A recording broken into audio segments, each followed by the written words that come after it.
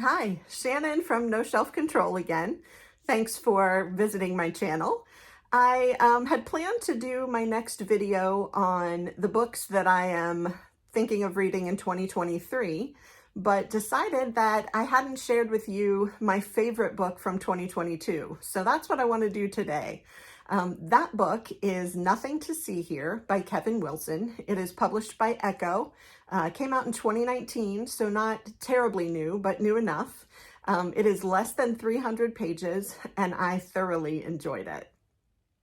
If you know this book, or by looking at the cover, you might think that it was going to be a super quirky, really strange read, maybe even funny or silly, but it isn't those things at all. It's really a very heartwarming, thought-provoking book, and I was totally taken by surprise by that, and I loved that. That's part of what I loved about the book, was the fact that it wasn't what I expected, and that it actually did force me to think and feel in ways that I really appreciated.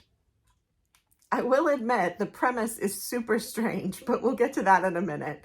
The book starts out as a story about two young women who are in boarding school together. They are Lillian and Madison. Lillian is our protagonist. Madison is her wealthy friend. Lillian is a scholarship kid. And some things go on between them at boarding school that really change the trajectory of the story. So I will let you read and see what that is. But there are some pivotal story moments there at the boarding school that really set the tone for the rest of the book. We flash forward after the boarding school section to look at the two women as adults. Lillian has grown up, is living on her own. Madison has married a senator by the name of Jasper and is living a life of extreme wealth in the state of Tennessee. She and Jasper have a little boy named Timothy, and she also has two stepchildren named Bessie and Roland with Jasper. Now, this is where the plot comes in. So the premise is that Madison reaches out to Lillian to ask her to come and be a nanny for Bessie and Roland because they have a special medical condition that results in, when they experience extreme emotions of any kind, they burst into flames. Now, when I read that in the blurb and heard it from a couple of friends of mine, I was like, what? They burst into flames? But that's the premise. And so what they're trying to do is to make sure that this medical condition that these two kids have doesn't impact Jasper's attempt to run for, I believe initially it's vice president.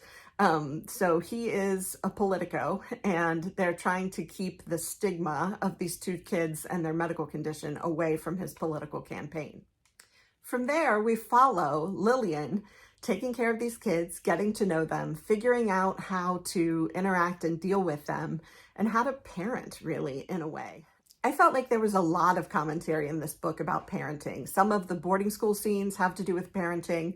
Madison is a parent of sorts, and we get some commentary about that. And then Lillian is really learning what it means to be a parent in light of how she was parented. As a parent myself, I was intrigued by how Wilson portrays parenting, the ways it can go wrong, and the things that are important to help it go right.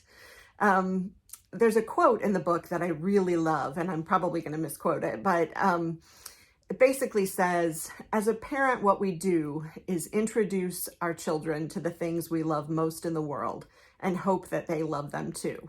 And I thought that was fascinating. That really is part of what we do as a parent and how we shape who our kids become. We're all sort of a function of what our parents loved and introduced us to, and then how we interpret that and become our own individuals over time.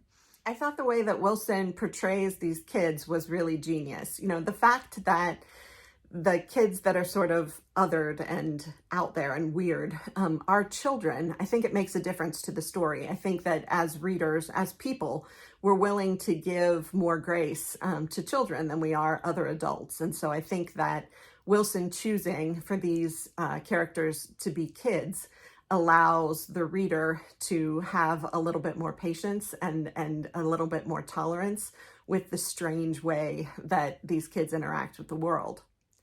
There's a lot that speaks to privilege in this book, not just the money that Madison grows up with, but the wealthy situation that she finds herself in, married to Jasper, and what that means in how she interacts with Lillian, how she and her husband interact with the children, how they interact with the world, and what they're able to do or not do because of the privilege that they experience. So I thought that it was a very interesting commentary on privilege and definitely left me with something to think about. I read a lot of the reviews of this book after I finished it. I never read them ahead of time, but I do like to find out what other people thought of a book when I'm done with it. And people they broke into two camps. One thought that the book was quirky and edgy. The other sort of saw it like I do, that it was heartwarming and thought-provoking.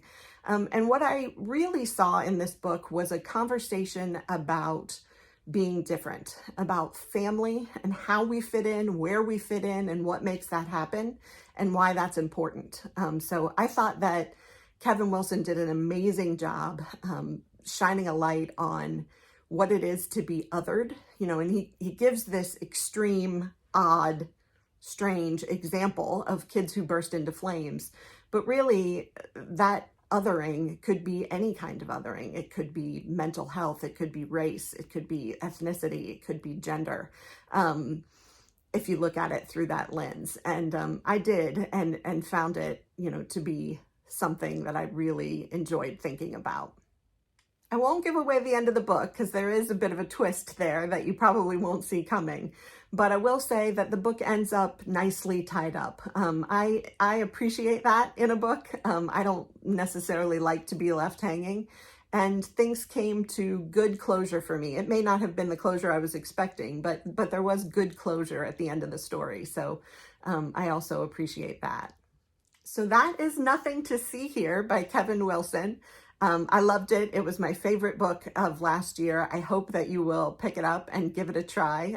If the strange premise put you off, please push through that and recognize that this is a book about more than kids who burst into flames. I hope to be back with you later this week with a video about what I plan to read in 2023. So I hope you'll look forward to that as much as I look forward to bringing it to you. Thanks.